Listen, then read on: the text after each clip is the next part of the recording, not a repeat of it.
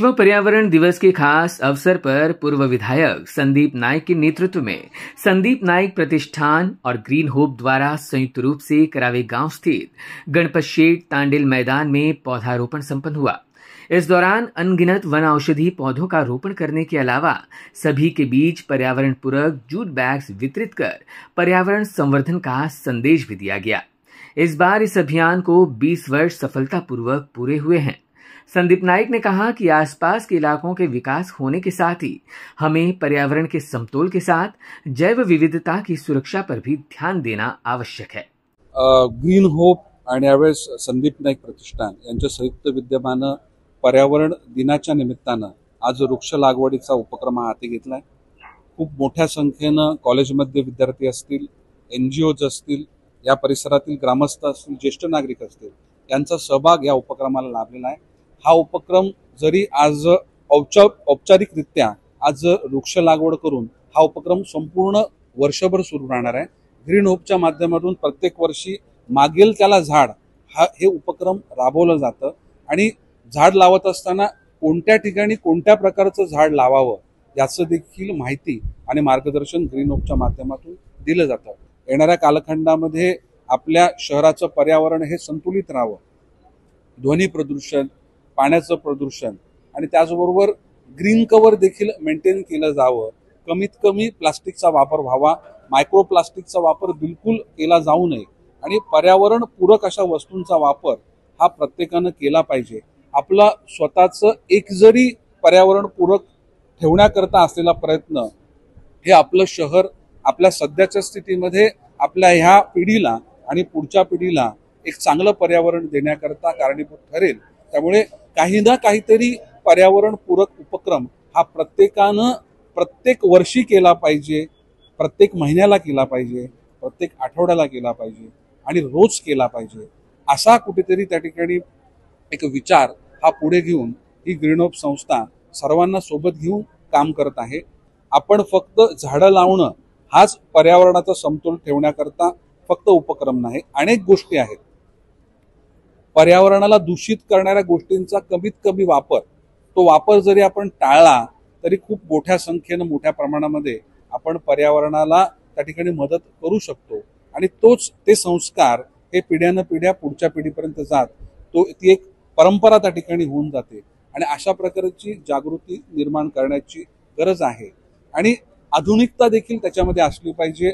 आज आपण आपल्या शहराचं पर्यावरण कोणत्या स्थानी आहे, आज किती प्रमाणामध्ये या शहरामध्ये झाडं लावली गेली पाहिजेत, कोणत्या प्रकारची झाडं लावली गेली पाहिजेत, कशा प्रकारे त्याचं जतन केलं पाहिजे, पर्यावरणाचं म्हणजे हवेचं प्रदूषण कमी करण्याकरता शासनाने कोणतं धोरण घेतलं पाहिजे, कोणती धोरणं ही पूरक आहेत, कोणती धोरणं ही त्याला बाधक आहेत, हा विचार देखील एक तज्ज्ञ मंडळींच्या माध्यमातून ठरवणं, त्याचं प्रमाण ठरवणं।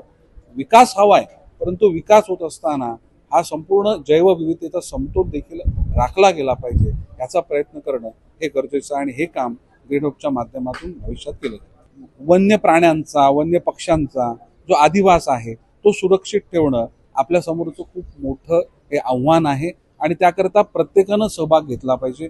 आज DPSचा लेक हे त्यामधलं सर्वात मोठं जिवंत उदाहरण आहे। खूप मोठ्या संख्येनं फ्लेमिंगोंचा वावर त्या लेकमध्ये, त्या तलावामध्ये आपल्याला बघायला मिळतं।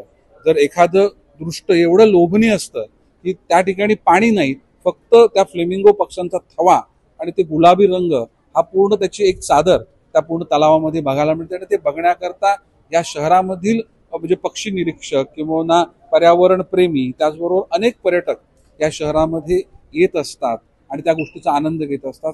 तो प्लॉट देखील एक विकासाला देण्याचा घाट हा म्हणजे सिडकोच्या माध्यमातून आखला गेलेला, तो प्लॉट विकला गेलेला, परंतु एक खूप मोठं आंदोलन हे लोकांच्या सहभागातून निर्माण केलं गेलं।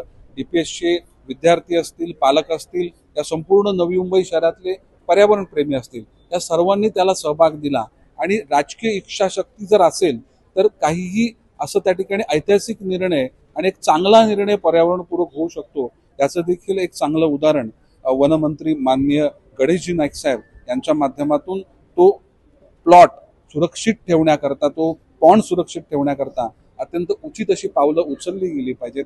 असंच अनुकरण हे इतरत्र ठिकाणी होणं गरजेचं आहे. म्हणजे आज खूप मोठ्या प्रमाणामध्ये विविध संस्था या पर्यावरणाविषयी काम करतात. प्लास्टिकचा कमीत कमी वापर असेल, ज्यूट बॅगचा वापर आपण केला पाहिजे, सस्टेनेबल प्रोडक्ट्स आपण यूज केले पाहिजेत. मँग्रोव्ह मार्शल हा देखील ह्या पूर्ण एक युनिटनी न त्या ठिकाणी चुकता प्रत्येक आठवड्याला म्हणजे सुट्टीच्या दिवशी हा म्हणजे पूर्ण स्वच्छतेची मोहीम हातात घेऊन अनेक पर्यावरणपूरक उपक्रम हे त्या ठिकाणी राबवलेले आहेत. त्यामुळे ज्येष्ठ नागरिक, विविध संस्था आणि प्रामुख्याने तरुण वर्ग या सर्वांनी एकत्र येऊन आज प्रशासनाची साथ देखील सोबत घेऊन सर्वांनी एकत्र प्रयत्न केले तर आपण हा जैवविविधतेचा, बायोडायव्हर्सिटीचा आणि पर्यावरणाचा समतोल हा येणाऱ्या कालखंडामध्ये त्या ठिकाणी राखू शकतो. त्याला खूप अभ्यासपूर्वक काम करणं हे गरजेचं आहे. आजची स्थिती काय आहे आणि ही स्थिती येणाऱ्या काळामध्ये रिव्हर्स करणं आणि अजून त्या ठिकाणी पर्यावरण चांगलं करणं, याकरता प्रमाण निश्चित करणं, त्या प्रकारची धोरणं निर्माण करणं, त्याकरता प्रयत्न करणं, ते प्रयत्न करत असताना प्रत्येक घटकाला त्यामध्ये सहभागी करून घेणं हे त्या ठिकाणी येणाऱ्या कालखंडामध्ये हेच काम आपल्याला सगळ्यांना मिळून करायचं आहे. आणि ग्रीन होप येणाऱ्या कालखंडामध्ये हाच उपक्रम हा पुढे चालू ठेवेल. Bureau input EW network.